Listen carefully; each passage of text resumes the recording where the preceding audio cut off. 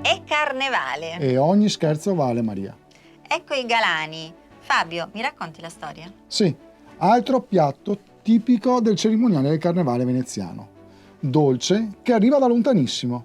Gli ebrei lo portano in città con un altro nome, si chiamavano orecchiette di Hamman. È un dolce tipico usato per un cerimoniale della tradizione ebraica.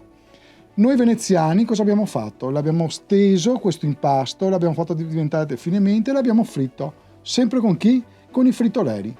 I fritoleri usavano fare anche questo tipo di pietanza per il carnevale veneziano. Ora vediamo la ricetta. Per il carnevale di Venezia siamo in pasticceria Nobile. Alberto, primo pasticcere della famiglia, assieme alla mamma che si chiama? Antonella. E il fratello? Enrico. Enrico, e uno staff eccezionale. Grazie. Oggi ci ha presentato il galano.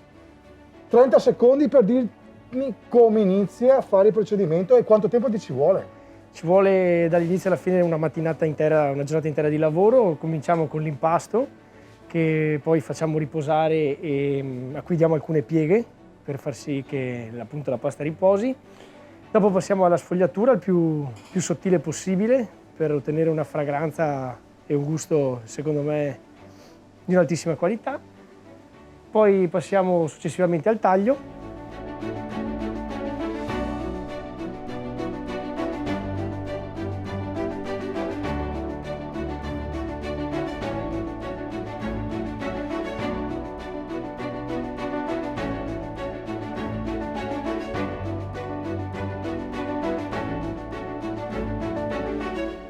E direttamente nell'olio bollente a friggere.